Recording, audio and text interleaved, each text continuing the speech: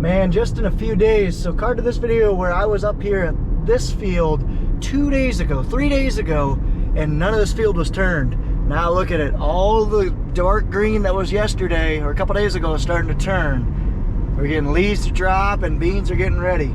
Shoot, beans will be ready here in 2 weeks, 2-3 weeks. Will not be long whatsoever. A lot of fields have gotten chopped.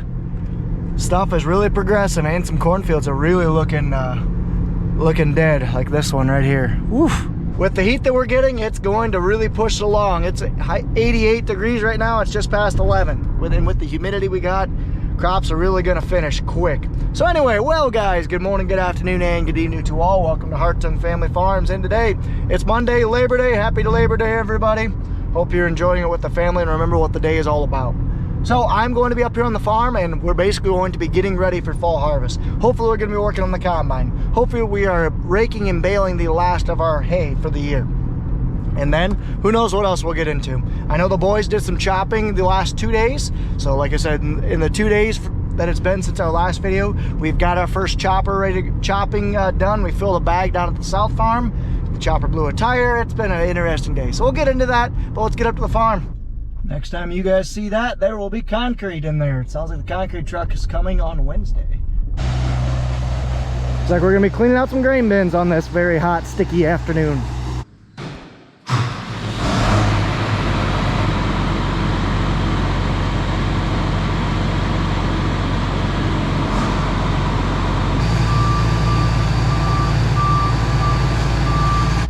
Well guys, today's the day. We're going to be working on the 70. Nathan's gonna go bale. We're gonna be having something fun on the combine. Lift up on all the concaves. Try to go on the heavy piece, Nathan, not the bars if you can. Whoa. That's good. Actually, I think the auger would come out forward. You're gonna have to twist it through because you got the bolt holes. It might go though, if we can get it to twist through. But it's time for some lunch, but here's what we got. Here is the combine. The 7088 is in pieces. So you can kind of see, normally you have your throat right here, your feeder house, but it got pulled off because, like I mentioned before, the inlet ring on these case combines is your high wear point. You got to change them every so often, 1,500, 2,500 hours, something like that. And that's what we're doing. But while we're doing that, we're just looking and inspecting some wear points. Got some wear on the top covers, wear on the crossbars, on the concaves. So on the concaves, we're gonna have to do some welding on. Top covers, I think we'll be okay. We gotta change some vanes we're gonna be doing. But we also have some bearings. So this bearing's been out. We gotta replace this auger because the bearing's out. Gonna replace all these bearings, hardware, all the above. So we'll go into that a little bit later, but we have to go eat. I would say Grandma's calling, but unfortunately Grandma's in the hospital right now. She had a surgery yesterday, so it's all good. We think she's sitting okay, but like I said, so Jackie's here making us some dinner. So yeah, working on the combine today. It's not as small, but no, we can use this. Should hopefully work. All right, so Darren and I are gonna head south. He's gonna grab some feed carts. I am going to grab the flatbed. Need to grab the mini excavator that's down there at our landlord's. Gonna rent it for him. Typically we rent that mini excavator from him. Just checking tires, and then at some point we are going to load up some corn. All right, good enough. Let's go ahead and take the nice new unit and take her north. Alrighty, here we are. I got a Yanmar mini excavator I'm gonna come grab. Darren should be up here right now. He's gonna bring that trailer, and then there's another trailer. He's gonna bring them both home. I'm gonna bring this here. Let's go ahead and fold this thing down and drive her on. See if I remember how to do that.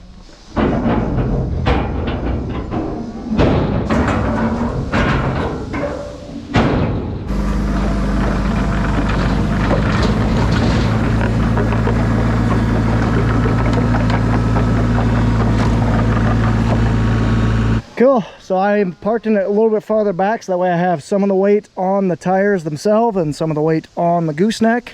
Probably actually should move it forward a little bit. I will do that here shortly. And then yeah, we'll strap her down. Darren just went and grabbed that cart. Then we'll head back north.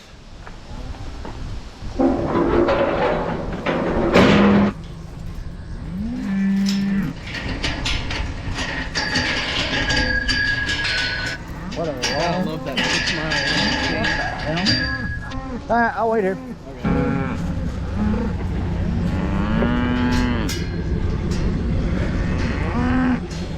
So because it's so dry, we're having to supplement hay and good feed with these cows here, because there's really not a lot of grass that they can eat. Everything's dead and dried up.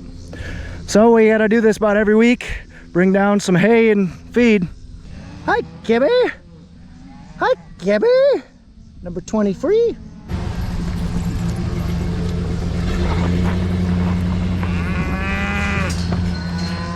Now he'll stick these two together. Or we'll stick these two together. Good.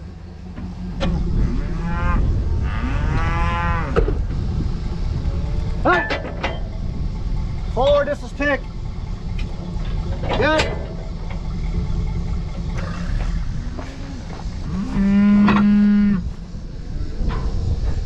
Two feet.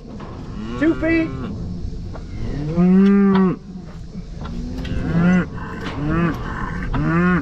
Oh! A little more.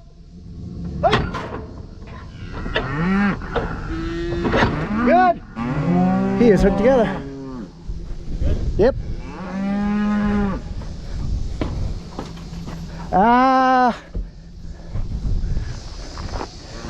Hi there, mamas and kibbies. Alright, so he's got a flat on the front of his back cart. So I just told him to take his time, check it every 5 minutes or so.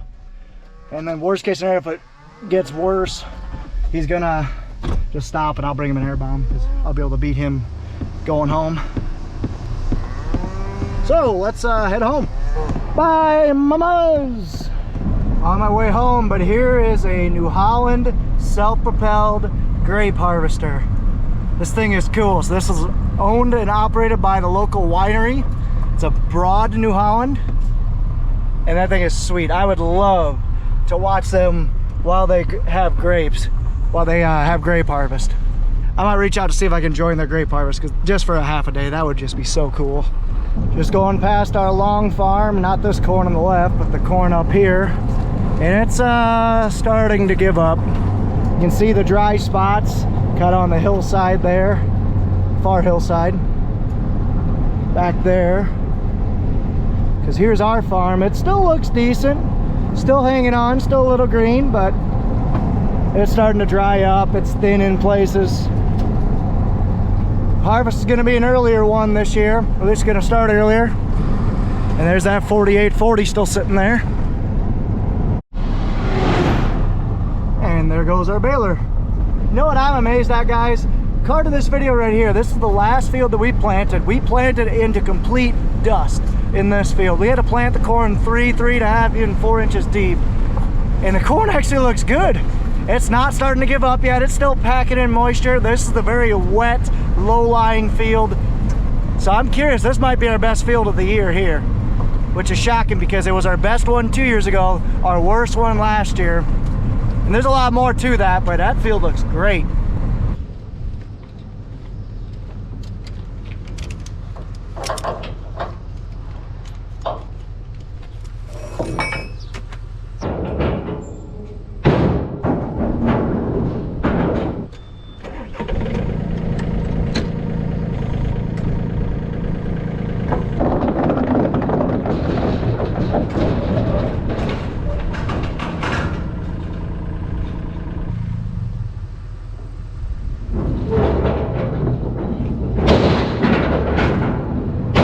Alright, so here's that Yanmar. It's a pretty easy thing to run. I've actually never ran an excavator before, just moved it really. But that's your lock, key. No. Thought it was easy to run. Yeah. This is your twist, your stick. This is your main arm, and then your curl. Curl, main arm, stick, and then twist.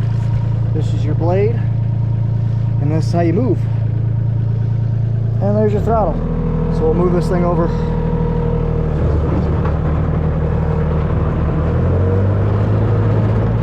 We'll move this thing over and just park it over there. It's a fun thing drive, that's for sure. I wish you could actually run it. Let's go take a look and see what progress Pat has made.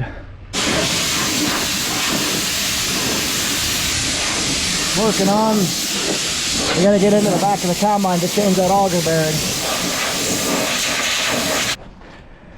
Whew. So to get at that front auger, we have to pull this top sieve out because that front auger is held in by a roll pin or something on this side. We have to pull this sieve out so we can knock that pin out. So that's what Pat and I are working on right now. Got the harness loose, got this entire thing loose. I actually got to spin the rotor to get it up to the top. That way it gives us more room to pull that sieve out. So that's all we're working on right now. Picked a great day to do it. It's a solid 96 degrees air temp with 80% humidity. It's beautiful out, beautifully hot. No, it's not too bad. How much farther? Not quite half. Oh, jeez. Yeah. Where'd you put that big bar? It's on the foiler. Okay, let's go. Now I got it. Oh, she's still tight. She's gotta be pretty close. Gotta be close. It's fun. Not like an eighth of an inch, just a little bit more. Oh, went too far. Go the other way. Oh. Good? Yeah, I think we can get it. All right. We'll be able to tip it. Okay. There it goes. Okay, now just kind of grab this thing here. Just pull some gently. Hold up, let's get this. Oh yeah. Good catch.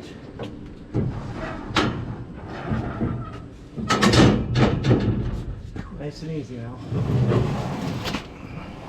Okay, we're gonna have it now. Cut. I got it. Now we can get at the front there. Whew. Yeah, we picked a great day to work on this. Whee-wee. Taking frequent water breaks. Ow! Drank a third of a gallon already. I mean, as young as I used to be around. I used to crawl up in these some. No problem. I take it flat. Middle one. Yeah, we picked a great day to be doing this too. Could need a hammer and a punch. Okay, where's the light at? Right by your left ear. Yeah, that's what it is. All right, punch and a hammer. First of all, you gotta turn it because we're exactly sideways. Oh. I shouldn't laugh. Well, I shouldn't have to turn her too far. No, So would reverse be better? whatever's easiest, whatever. Yeah, I'll go turn it. Hey, you know, we put this pan in back here. You think this would save any corn if we would take that pan back out? What pan? Right here on below the chopper. Bun put that in new last year. He thought we should leave it in there. But doing corn, you could take the out. You're talking behind the chopper? Yeah, you know, like right here where I'm looking. Yep. Okay, the chopper is like right here. Yep. Right behind it, there's a pan over a sheet that's got a bunch of holes. Oh, I gotcha. But I don't. Yeah, but that would be rotor loss, wouldn't it? Yeah, it'd be rotor loss that would help, but I mean, are you really? I don't think you'd be rotor loss limited for as little throughput that you're having with this thing. Yeah. To me, it's probably just more hills.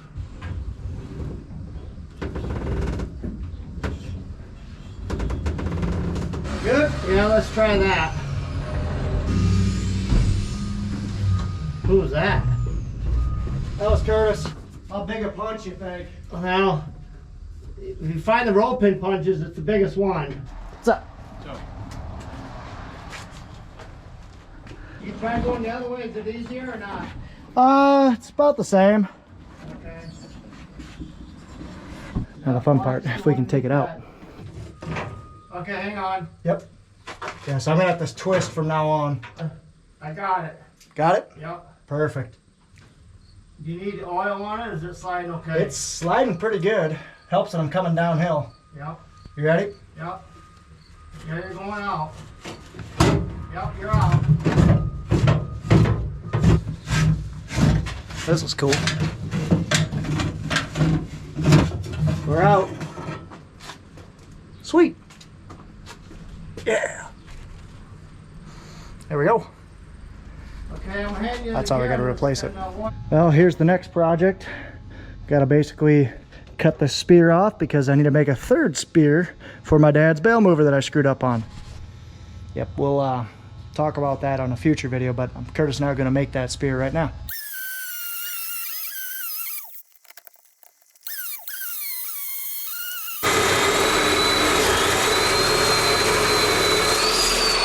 Some hard steel, as they should be because they're bale spears.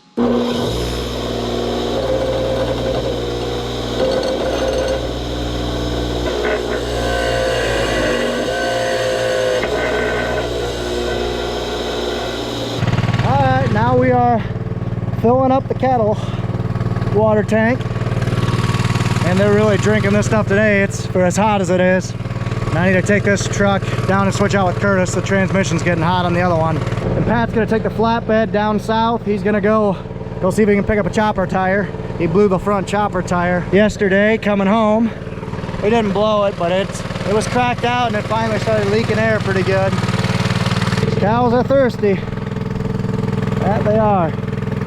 Well, they're taking the heat well, which is good because we've had some really bad heat. And of course this thing is just about out of gas.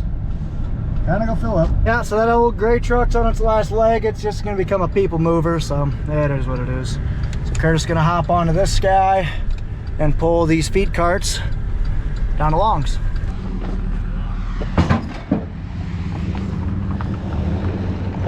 There he goes.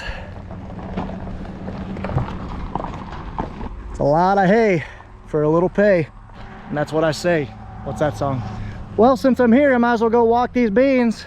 Go back and take a look at this video 2 days ago, guys. These beans have really turned. So again, no rain in 3 weeks and ridiculously hot temperatures mean beans don't like it. So they're starting to lose leaves all across the field. 2 days ago it was just right here. So it's what happens when beans hit their senescence or giving up like they are here.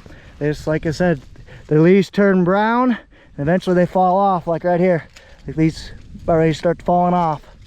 Then once that happens, the pods start to dry out. Like these pods right here are starting to get dry. And then you can start combining. Start putting beans in the bin at 14%. Gosh, it's way too early. It's September 4th. We should not be having beans drop leaves this early. That's how bad of a drought we are in, guys. Which we're not the only ones. It's pretty much all Midwest wide, but still, it's not good. But let's go back and go look at some other things we got at the farm. That's what we don't like. 220 degrees on the temp. Time to start drilling.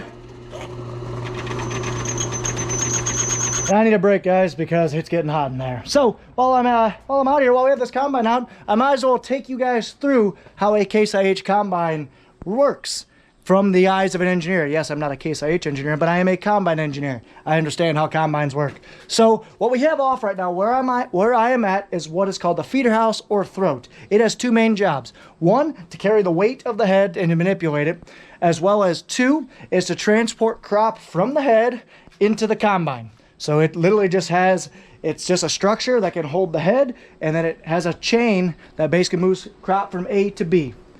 Then from the outside of the feeder house, there is a rock drum right here that literally it just grazes the crop, and crop goes through, but anything hard like metal or anything like that hits this drum and goes straight down. Whereas crop would, it's light enough, it just goes straight through.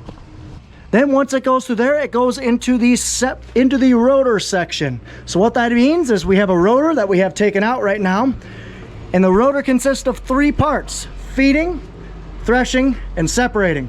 So the feeding part on a Case IH combine is an inlet cone. That basically is a cone in there that I will show you in a second. But basically the rotor has flights, and as it spins, it feeds the crop from a horizontal direction into an axial direction. That's why this is an axial flow combine. It has axial flow. So you have to feed it into the rotor. That's what the flights in the transition cone. And then you have to thresh it. That's what these are for. These are your concaves. And then they thresh against the rotor. One thing you guys will understand is for anything crop, there has to be an actor and a reactor. So basically there has to be something that moves the grain and something that the grain moves against. So on the feeder house, you have your slats of your feeder house chain and you have your feeder house floor. For your concaves, you have your threshing elements on the spinning rotor. Then you have your concaves and your top cover. So you can kind of see as it goes around and around, these concaves will thresh it, and these top covers will move the grain backwards. As it spins, like I said, it moves it backwards. Then you have your separating section, which basically it's just a little bit more open area and a lot more open grates that just kind of, instead of threshing it, providing that grain on grain threshing that the Case IH combines are known for, it basically just allows extra area for grain to go through. Because centrifugal force is your best friend with a rotary combine. So as it's spinning, the grain or the heavier material goes to the outside. So as it goes on the top covers, the grain will get towards the outside. Actually, it's going this way. And then it eventually will fall out the bottom here where your concave or grate sections. And then afterwards, it gets discharged out the back into the chopper, shot out the back. Yeah, and that's pretty cool. And then after the grain falls through the concaves, gets augured into these augers into the back of your cleaning shoe. So once you walk around the back, I'll explain that a little bit. So your cleaning shoe has your two sieves. And we have one out right now, but these sieves, all they do is go back and forth, and they, along with airflow, separate the trash from the actual grain itself. The grain falls through, trash goes out the back. Good to go.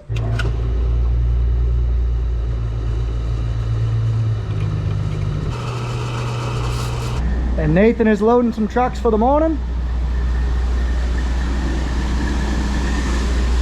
We're gonna load half in the grain cart, half in the bin, just kind of mixing some corn in. Filling.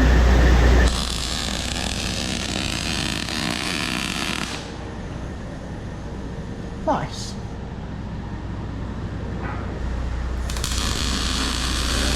Kurt's burning on that third spear, so I appreciate all the guys who commented, by the way, because I didn't know what the heck to do. I wouldn't have even thought about adding a third little spear to kind of help steady the bale, but that's what we're gonna do. We're just gonna U-bolt that to that frame, so hopefully it works. And if it does work, I appreciate all you guys that commented. There were a few of you that did. There it is, a 20-inch long spear that we made from one that my dad bent. Just cut it off, weld it on a plate, and we'll just U-bolt that to the frame. Call her good. Filled. Playing a little musical trucks. Just gonna load all three of them up for morning.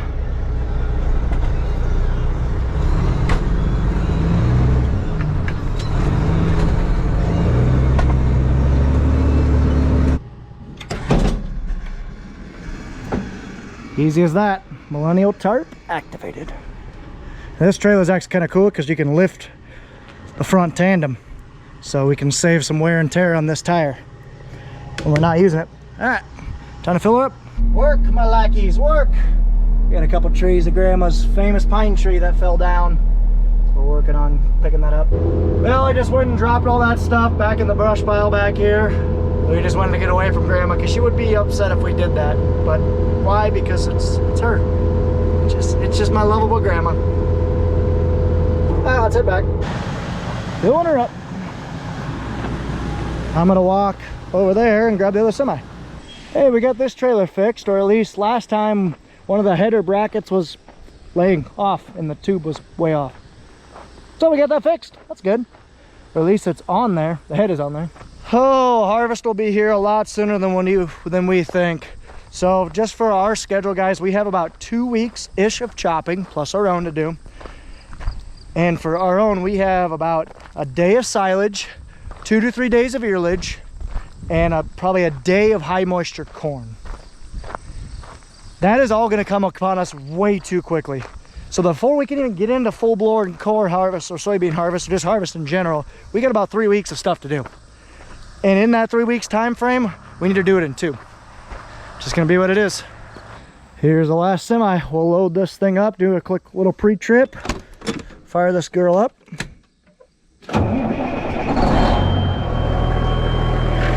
Kick tires, open the tarp up, head over.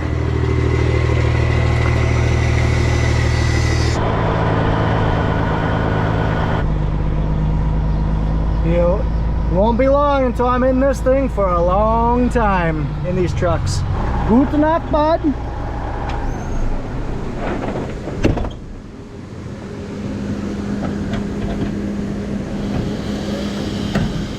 Cool. 2 are ready for the morning. 1 more. Just gotta load her up. Baby kitty just ran away. Well, guys, I am heading out for the night. Actually, I'll meet somebody on Facebook Marketplace for a golf club. So that's fun. So it was a delicious dinner. So Grandma's still in the hospital, so I had my aunt make me some BLTs, or my aunt wanted to bake BLTs. She insisted. I really didn't. Felt kind of bad because Grandma usually does it and it's time out of their schedule. But anyway, besides the point, really appreciate them. So I am going to be heading to Mississippi tomorrow for a couple days. Should be back by the weekend. Hopefully by the weekend we'll be chopping. You never know, but we'll find out. But I guess, of course, guys, thank you so much for watching. As always, take care, take it easy, stay safe, and ta-ta for now. And I hope you enjoyed that combine stuff, because the inside of a combine is very interesting.